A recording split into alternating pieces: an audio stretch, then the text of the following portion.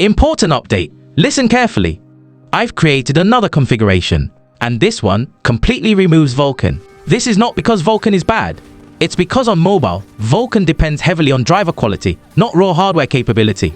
Many devices technically support Vulkan 1.1 or even 1.2, but only at a partial or unstable level. As the game continues to add more visual effects, those Vulkan paths begin to place extra pressure on the CPU, causing shader stutters, frame pacing issues, and inconsistent performance. By removing Vulkan entirely, the game falls back to OpenGL-ES, which is significantly more mature, predictable, and stable on Android. This config prioritizes consistency over theory. Now, this will also be my final Wuthering Waves config upload, and I want to explain that properly. First reason, game direction.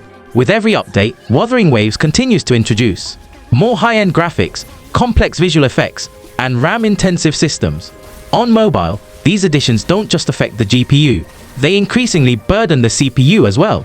The result is higher background processing, more frequent thermal spikes, and performance drops that no config can truly fix. Long term, I don't see this game favoring mobile players as development continues. Second reason, storage limitations. There is only so much I can do with 128 GB of internal storage. At this point, Wuthering Waves alone is approaching 60 GB when unpacked.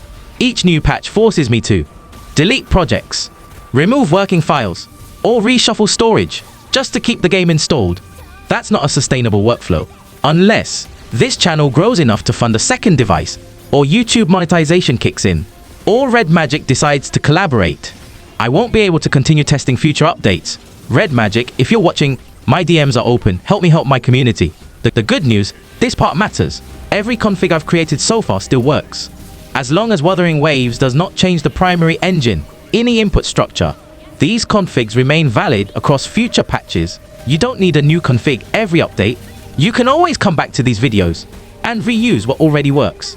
On Android, the path is Android data, 𝗪𝘂𝗫𝗀𝗀 files, 𝗪𝘂𝗫𝗀𝗀 client save config Android. Inside this folder, you will place engine.ini, device profiles.ini, game user settings.ini, included in this patch. Do not rename the files. Do not place them in the wrong folder. Do not put them inside another folder. If the files are in the correct location, the game will read them automatically on launch. Every like, sub, and share means a lot, so don't forget to do that. This is not a goodbye. It's simply the last config update for now. I might upload again in the not so distant future. Everything you need is already here. That's all.